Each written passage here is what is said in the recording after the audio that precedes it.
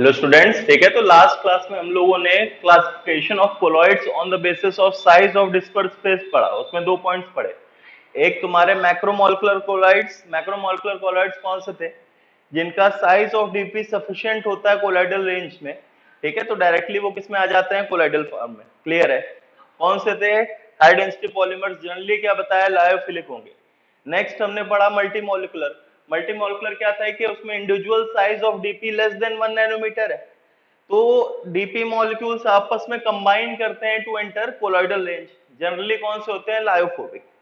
अब उसी में एक तीसरा पार्ट आता है, ठीक है।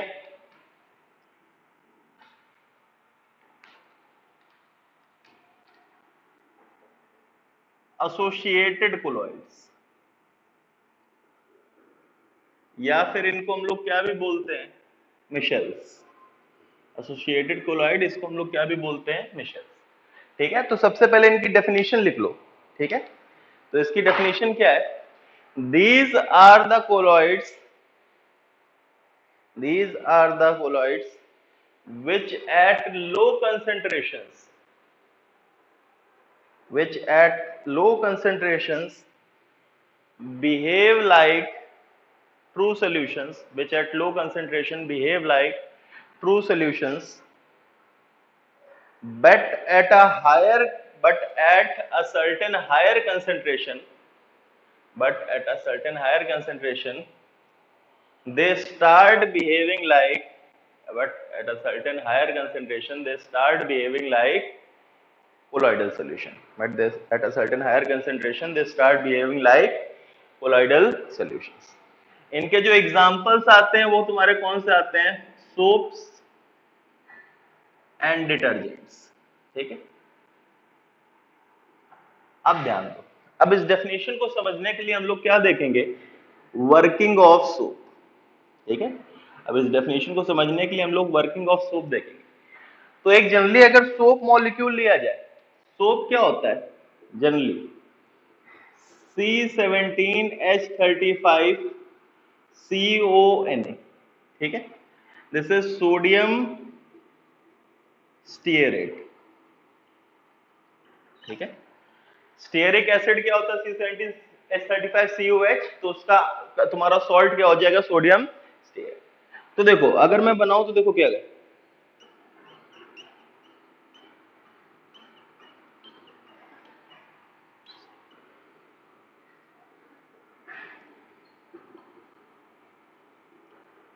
ये आएगा देखो, C17H35CON। इसका स्ट्रक्चर क्या आता है? Like this, 1 2 3 4 5 6 7 8 9 10 11 12 13 14 15 16 C17H35CO minus Na plus, ठीक है। तो एक बार इसके अनायनिक पार्ट को देखो। Na प्लस को मैं एक बार हटा दे रहा हूं, अनायनिक पार्ट को देखो। तो मैं बोल सकता हूं इसमें देखो, ये जो पार्ट है,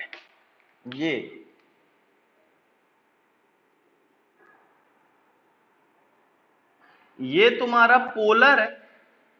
देखो, दिख रहा है कि नहीं आ रहा है? ये वाला जो पार्ट है this is polar.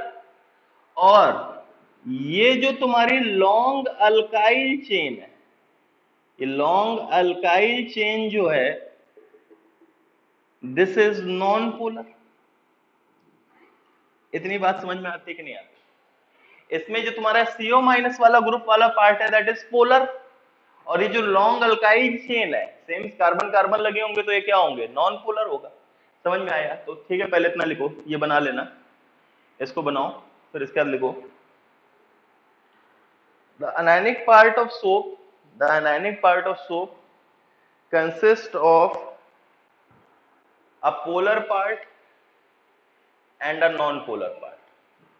The anionic part of soap consists of a polar part, bracket में लिख लेना CO minus, and a non-polar part, bracket में लिख लेना लॉन्ग अल्काइल चेन, ब्रैकेट में लॉन्ग अल्काइल चेन, ठीक है। इतना लिख लिया। अब ध्यान दो, एक चीज तुमसे पूछी जाए, अगर ये पार्ट तुम्हारा पोलर है तो ये बताओ, ये हाइड्रोफिलिक होगा कि हाइड्रोफोबिक होगा? हाइड्रोफिलिक मतलब वाटर लविंग है कि वाटर रिपेलिंग है? तो वाटर क्या होता है? पोलर होता है। तो मैं बताया था पोलर में पोलर, पोलर सॉल्वेंट्स क्या जाना चाहेंगे? पोलर सॉल्यूट्स को। तो ये जो पोलर पार्ट है दिस इज हाइड्रोफिलिक, और ये जो नॉन पोलर पार्ट है दिस इज हाइड्रोफोबिक। ये समझ में आता है कि नहीं आता? क्लियर है कि नहीं क्लियर है? जो पोलर पार्ट है वो हाइड्रोफिलिक होगा और जो नॉन पोलर पार्ट है वो हाइड्रोफोबिक होगा। ठीक है, तो next point, the polar part is hydrophilic and the non polar part is hydrophobic. Clear है? आया समझ में? अब ध्यान दो, अब मैं सोप मॉलिक्यूल को इस टाइप से रिप्रेजेंट कर रहा हूं, एक ये और एक ये सर्कल। इसका रिप्रेजेंटेशन समझना, ये जो लाइन है ये रिप्रेजेंट किसको कर रही है? नॉन पोलर पार्ट को, जो लॉन्ग अल्काइल चेन है उसको। ठीक है, ये तुम्हारा जो लॉन्ग अल्काइल चेन को मैंने एक लाइन से रिप्रेजेंट कर दिया। ठीक है, ऐसे रफ रिप्रेजेंटेशन। और जो सर्कल इसको, ये किसको रिप्रेजेंट कर रहा है? Polar part. ठीक है, आया समझ में? क्लियर है? ठीक है, ये non polar part long alkyl chain, और जो CO माइनस है जो पोलर पार्ट है, is represented by a circle. Clear है? आया समझ में? अब नेक्स्ट ध्यान दो, अगर तुमसे बोला जाए कि ये पानी है, लेट मान लो ये वाटर है, इसमें मैंने क्या किया? सोप को ऐड किया। क्लियर है? तो ये बताओ, ये मॉलिक्यूल अगर पानी में आएगा तो कैसे आएगा? तो देखो, इसमें एक पोलर पार्ट है, पोलर पार्ट क्या चाहेगा? वाटर के पास रहना चाहेगा या वाटर के अंदर रहना चाहेगा। और जो नॉन पोलर पार्ट है दैट इज हाइड्रोफोबिक। हाइड्रोफोबिक मतलब वाटर से रिपेलिंग है, वाटर के दूर रहना चाहेगा। तो अगर तुम एक सोप को पानी में डालोगे तो उसका ओरिएंटेशन कैसे आएगा? Like this, it will be at the surface. वो सरफेस पे आएगा जिसमें पोलर पार्ट तुम्हारा पानी के अंदर और नॉन पोलर पार्ट पानी के। क्लियर है कि नहीं क्लियर है? आया समझ में? ठीक है, तो next point, when a soap is dissolved in water, it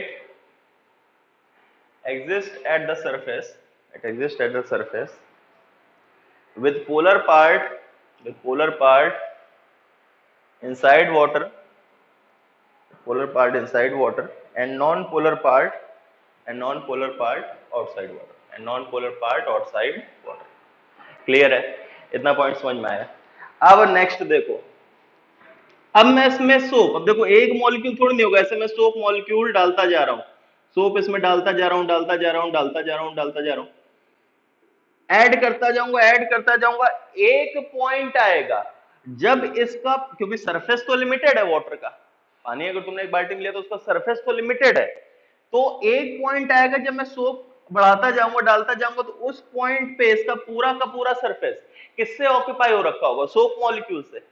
एक पॉइंट होगा when all of the surface is occupied by soap molecules. अब मैंने अगर फर्दर सोप ऐड किया, तो फर्दर सोप ऐड किया तो सरफेस तो बचा ही नहीं है। तो सरफेस नहीं बचा है तो फर्दर सोप अगर ऐड करोगे तो कुछ मॉलिक्यूल्स को जबरदस्ती अंदर जाना पड़ेगा, कुछ मॉलिक्यूल्स को जबरदस्ती अंदर जाना पड़ेगा। इतना पॉइंट समझ में आता है? मैं सोप ऐड करता गया, ऐड करता गया, तो सरफेस पे आते गए, एक पॉइंट ऑफ टाइम आया जहां सरफेस खत्म हो गया।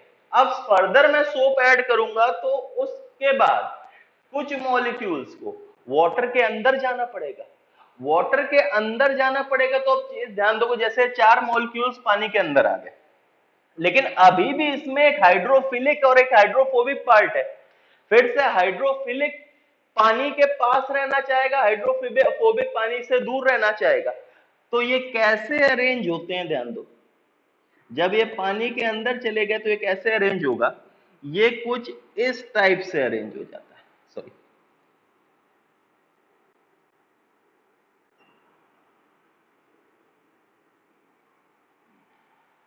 ये इस टाइप का एक क्लस्टर फॉर्म कर लेते हैं, जिसमें देखो ध्यान से, ये जो इस टाइप का एक क्लस्टर इनने फॉर्म कर लिया, जिसमें क्या होता है कि जो हाइड्रोफिलिक पार्ट है दिस इज वाटर, ये तो तुम्हारे किसके पास होते हैं? वाटर मॉलिक्यूल्स के।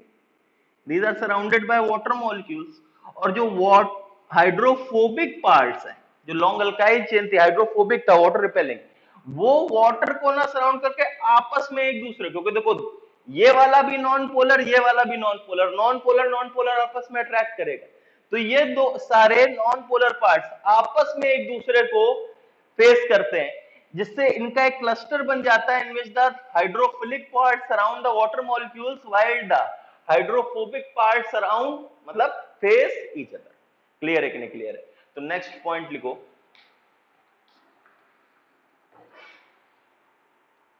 on addition of soap, on addition of soap in water, first soap molecules occupy the surface, first soap molecules occupy the surface, first soap molecules occupy the surface, full stop. After a certain point, after a certain point, there is no surface left, there is no surface left, full stop. If more soap is added, if more soap is added, then some soap molecules are bound to go inside water, are bound to go inside, go into the bulk of water, go inside or go into the bulk of water, full stop.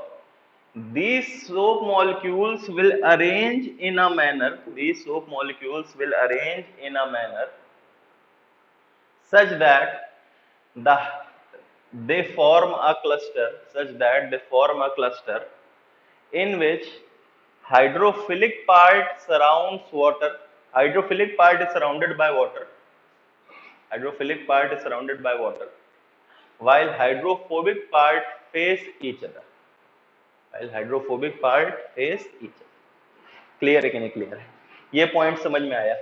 ठीक है। अब next देखो, अब working of soap हम बता रहे थे होता क्या, देखो तुम्हारा जो ग्रीस, ऑयल, डर्ट, ये जितनी भी इंप्योरिटीज होती हैं, हमें सोप का काम कहाँ आता है? धुलने में या सफाई करने में, या खुद की सफाई या कपड़ों की सफाई करने में। तो ग्रीस, ऑयल, डर्ट, ये जितनी भी इंप्योरिटीज होती हैं नॉन पोलर होती हैं, और अगर नॉन पोलर है तो वाटर क्या है? पोलर सॉल्वेंट है, पोलर सॉल्वेंट में इजीली डिसॉल्व होके बाहर नहीं निकलेगी। मान लो तुम्हारे कपड़े पे ऑयल लगा है, वो नॉन पोलर, तुमने सिर्फ पानी से धोया, पानी से क्या होगा? पानी तो पोलर सॉलिड्स को डिसॉल्व करेगा, इनको तो डिसॉल्व करेगा नहीं, तो इनसे बाहर नहीं निकलेगी। इसलिए हम लोग क्या यूज करते हैं? सोप। अब सोप को डाला तो उसने इस टाइप का क्लस्टर बनाया। ये तुम्हारा देखो क्या है, ये जो पार्ट है दिस इज हाइड्रोफोबिक पार्ट, ये तुम्हारा हाइड्रोफोबिक पार्ट ऑफ क्लस्टर है। मतलब हाइड्रोफोबिक पार्ट ऑफ क्लस्टर का मतलब क्या है? Non polar part, non polar part है, मतलब ये जितने भी इंप्योरिटीज के मॉलिक्यूल्स है, नॉन पोलर इंप्योरिटीज के मॉलिक्यूल्स है, यहां फंस जाते हैं। अब नॉन पोलर को अट्रैक्ट कर देगा, फंस जाएगा, उसी के साथ क्या निकल के आ जाएगा? बाहर आ जाएगा। समझ में आया? क्लियर है कि नहीं क्लियर है? ठीक है, तो लिख लो, oil, grease, dirt etcetera, impurities like oil, grease, dirt, etc. Impurities like oil, grease, dirt, etc. are non-polar in nature. Impurities like oil, dirt, grease, etc. are non-polar in nature.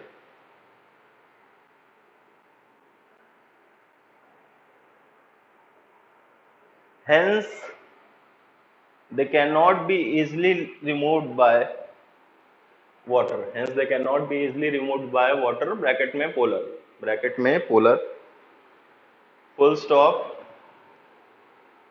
Hence, soap is used in which these impurities get trapped, in which these impurities get trapped into the non-polar hydrophobic part of the cluster, in which these impurities gets trapped in the non-polar hydrophobic part of the cluster and are removed, and are removed. Clear है? समझ में आया? ठीक है, clear है? तो ये तो वर्किंग ऑफ सोप था। अब वापस आते हैं जो हमने मिशेल्स की डेफिनेशन लिखवाई थी। हमने मिशेल्स क्या बताया कि लो कंसेंट्रेशन पे ये कैसे बिहेव करेंगे लाइक ट्रू सोल्यूशन, और हाई कंसेंट्रेशन, एक सर्टेन हाई कंसेंट्रेशन के बाद ये कैसे बिहेव करने लगेंगे लाइक मिशेल्स, मतलब starting behave like colloids. Colloids और ट्रू सोल्यूशन में अंतर क्या होता है? जनरली पार्टिकल साइज का अंतर है। जब ट्रू सोल्यूशन है उसमें पार्टिकल साइज कम, और जब कोलाइडल सोल्यूशन है उसमें 1 नैनोमीटर 1000 नैनोमीटर, मतलब सर्टेन पार्टिकल साइज बढ़ जाएगा। तो एक चीज ध्यान दो, जब कंसंट्रेशन कम था तो ये मॉलिक्यूल्स लगभग यहां पे थे। क्लियर है कि नहीं क्लियर है?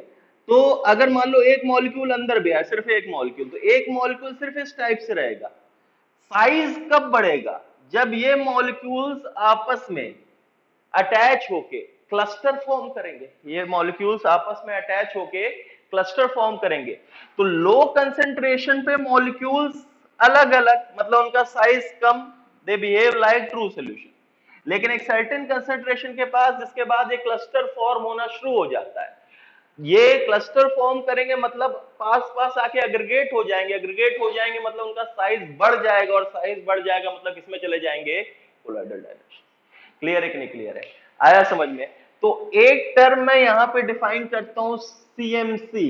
इसको हम लोग क्या बोलते हैं? Critical micelle concentration.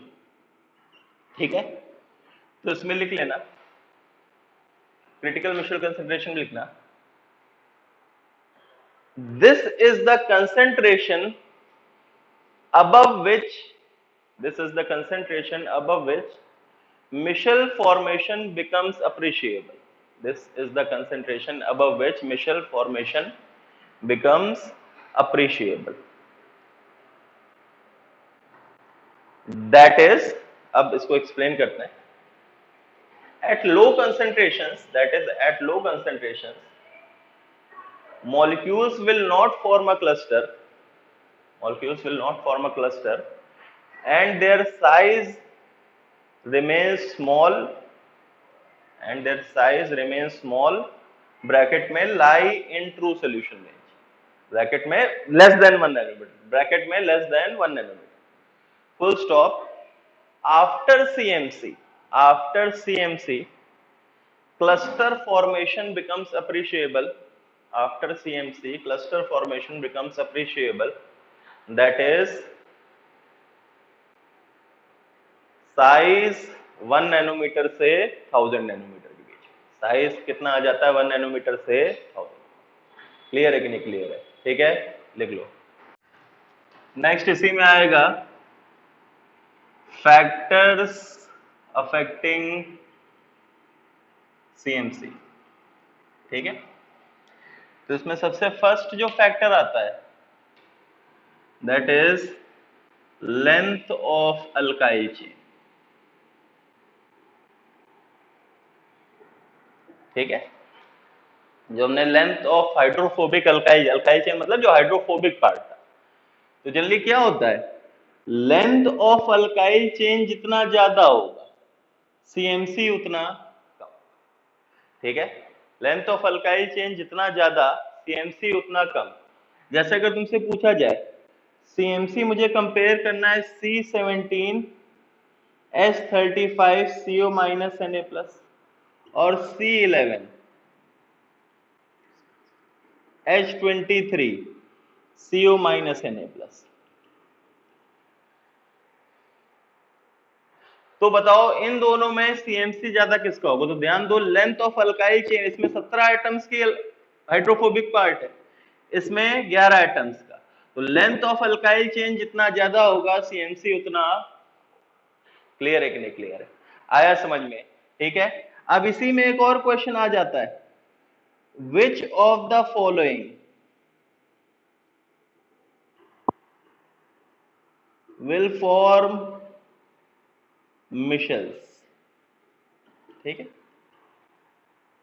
ऑप्शंस दे रखे हैं C17, या चलो इस वाले क्वेश्चन को थोड़ी देर में भी कराएंगे। ठीक है, अभी इसको रुक जाओ, अभी थोड़ी देर में कराते हैं। ठीक है, नेक्स्ट आता है तुम्हारा पोलैरिटी ऑफ डीएम। जो डिस्पर्शन मीडियम है उसकी पोलैरिटी, फिर से पोलैरिटी ऑफ डीएम अगर बढ़ेगा तो सीएमसी क्या हो जाएगा? जैसे अगर तुमसे बोला जाए मुझे इस केस में ये सेम दे रखा है C17 CO minus Na plus, ये मॉलिक्यूल सेम है जो डीपी मॉलिक्यूल है, और डीएम तुम्हें जो गिवन है वो वाटर है, एक बार अल्कोहल है, और तुम्हें बताना है किस केस में सीएमसी ज्यादा होगी। तो अगर मैं पोलैरिटी कंपेयर करूं, तो पोलैरिटी अगर कंपेयर किया जाए तो वाटर की C2H5OH से ज्यादा आएगी, और वाटर की अगर C2H5 से पोलैरिटी ज्यादा आ रही है, देन C2H5 में सीएमसी ज्यादा आएगी एज कंपेयर टू। क्लियर है कि नहीं क्लियर है? आया समझ में? ठीक है। और लास्ट में तुम्हारा आता है एक टर्म आता है क्राफ्ट टेम्परेचर। ये लिख लो अभी, बस अभी तुम्हें इसको डेफिनेशन वाइज ही याद रखना है, तो इसको लिखो। Formation of micelle becomes appreciable formation of Michel becomes appreciable only at a certain temperature which is known as Kraft temperature, बस तुम्हें इसकी डेफिनेशन ध्यान रखनी है, एक बार समझने के लिए देख लो। फॉर्मेशन ऑफ मिशेल जो है वो दो चीजों पर डिपेंड करता है, एक तो सीएमसी और एक क्राफ्ट टेम्परेचर। आया समझ?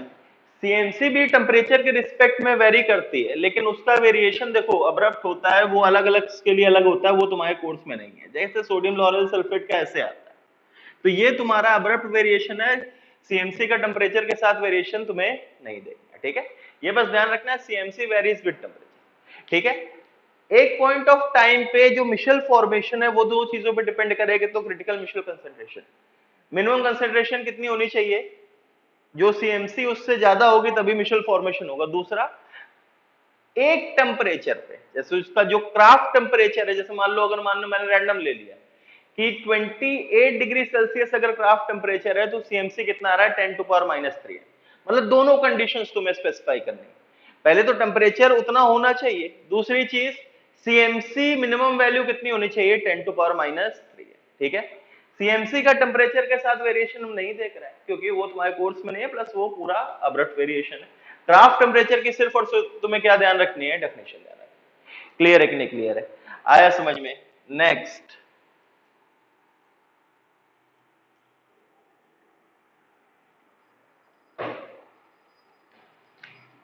टाइप्स ऑफ,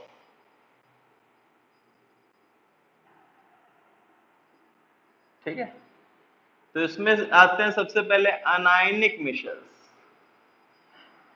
अनायनिक मिशेल्स फिर से देखो जो हमने पढ़ा, C17H35CO- Na+, C11 कितना आ जाएगा, H23SO3 Na+।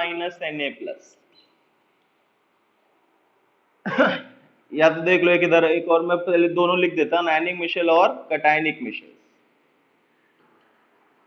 कटायनिक मिशेल जैसे आ गया C17H35NH4+, NH4+ नहीं, 1 2 3 5 बॉन्ड हो जाएंगे, NH3+Cl-। क्लियर है? आया समझ में? तो अनायनिक मिशेल क्या है, जिसमें तुम्हारा हाइड्रोफिलिक पार्ट जो है, जो हाइड्रोफिलिक पार्ट है वो इसमें क्या है, अनायन है। देखो हाइड्रोफिलिक पार्ट अगर अनायन होगा तो क्या हो जाएगा, अनायनिक मिशेल। ठीक है, इस केस में जो हाइड्रोफिलिक पार्ट है, जो हाइड्रोफिलिक पार्ट है वो कटायन होगा तो क्या हो जाएगा, कटायनिक मिशेल। आया समझ में? ठीक है, तो लिख लो, अनायनिक मिशेल में लिखना, anionic missiles are the missiles, anionic missiles are the missiles in which hydrophilic part, in which hydrophilic part are anions, in which hydrophilic part are anions। और cationic मिशेल में these are the missiles, these are the missiles in which hydrophilic part, these are the missiles in which hydrophilic part is a cation, in which hydrophilic part is a cation, ठीक है। और ये दोनों examples देख लो इसके, ठीक है, ये दोनों तुम्हारे क्या है एग्जांपल्स, एक बार इसके लिए, ठीक है।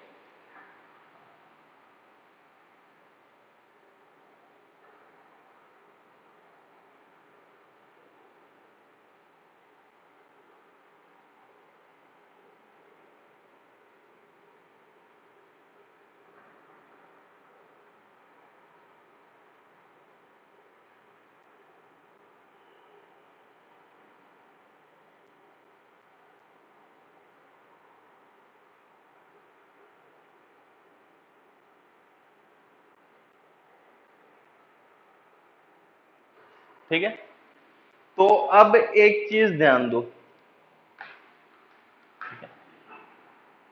अच्छा, एक चीज और इसमें देख लो, ये जनरली सोप होता है, जिसमें CO माइनस ग्रुप होता है वो दैट इज जनरली सोप, और जिसमें SO3 माइनस ग्रुप होता है that generally refers to detergents, ठीक है। इसको हम लोग आगे वाटर में जाके पढ़ेंगे, ठीक है। जो CO माइनस ग्रुप होता है जिसमें दैट रिफर्स टू सोप, और SO3 minus refers to detergents, और लेंथ ऑफ अल्काइल चेन में डिफरेंस आता है, लेकिन उन लोग वाटर में जाके पढ़ लेंगे, ठीक है। अब नेक्स्ट चीज ध्यान दो। अच्छा, एक इसमें एक और आता है,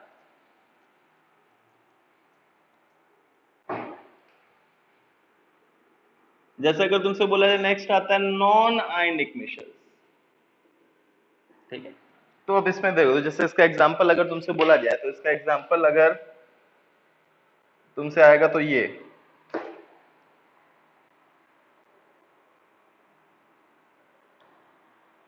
CnH2n+1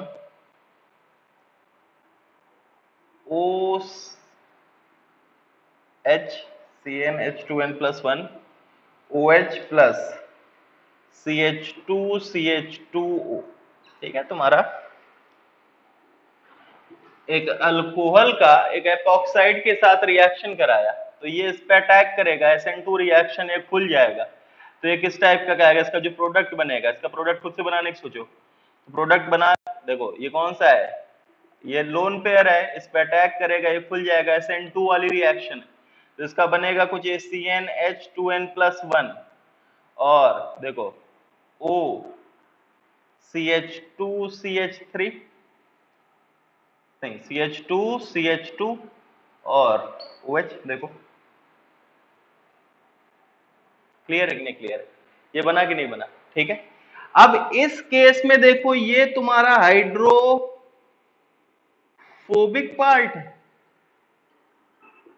और ये तुम्हारा OH वाला जो पार्ट है दैट इज हाइड्रोफिलिक। कैसे हाइड्रोफिलिक, क्योंकि ये हाइड्रोजन बॉन्डिंग कर सकता है, देखो OH वाला वाटर के साथ क्या कर सकता है, हाइड्रोजन बॉन्डिंग। तो इस केस में ये जो मॉलिक्यूल बन रहा है, इसमें तुम्हारा कटायन और अनायन, कोई देखो नेगेटिव चार्ज या पॉजिटिव चार्ज आ रहा नहीं, न्यूट्रल मॉलिक्यूल है, न्यूट्रल है मतलब नॉन आयनिक, लेकिन OH हाइड्रोजन बॉन्डिंग कर सकता है, तो इट इज एग्जांपल ऑफ एक ठीक है, हाइड्रोजन बॉन्डिंग कर सकता है, मतलब एक हाइड्रोफिलिक पार्ट, एक हाइड्रोफोबिक पार्ट, क्या बन जाएगा, मिशेल। तो अब चीज ध्यान रखो, एक क्वेश्चन तुम्हारे आएगा, which of the following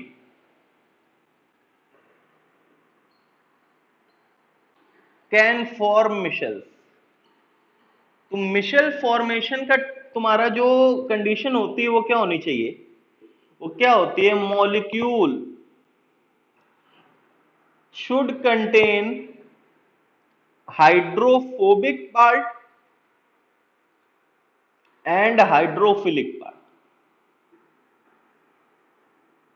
molecule के पास क्या होना चाहिए, एक हाइड्रोफोबिक पार्ट भी होना चाहिए और एक हाइड्रोफिलिक पार्ट भी होना चाहिए। जैसे अगर तुमसे बोला जाए C17H35 CO minus Na plus, ये मिशेल बनाएगा कि नहीं बनाएगा, तो देखो ये इसमें हाइड्रोफिलिक है, ये इसमें हाइड्रोफोबिक है, मतलब ये मिशेल बना देगा। तुमसे बोला जाए C17H35 NH3 plus Cl minus, फिर से ये हाइड्रोफिलिक है, ये फोबिक है, दोनों प्रेजेंट है, मतलब बना सकता है। सी, अगर तुमसे बोला जाए CH3 या C11H तुम्हारा H कितना 20OH ये बना सकता है, हाँ बना सकता है, ये हाइड्रोफिलिक है, ये हाइड्रोफोबिक है, तो ये बना देगा। तुमसे डी ऑप्शन बोला जाए NH4Cl, तो NH4Cl NH4Cl माइनस, इसमें सिर्फ और सिर्फ हाइड्रोफिलिक पार्ट है, हाइड्रोफोबिक तो है नहीं, मतलब ये नहीं बना सकता। तुमसे बोला जाए CH3CH3, तो इसमें सिर्फ हाइड्रोफोबिक है, हाइड्रोफिलिक नहीं है, तो ये भी तुम्हारा मिशेल फॉर्मेशन नहीं कर। तो मिशेल फॉर्मेशन के लिए क्या बोला गया है? It should contain both hydrophobic as well as hydrophilic part. ठीक है, लिख लो।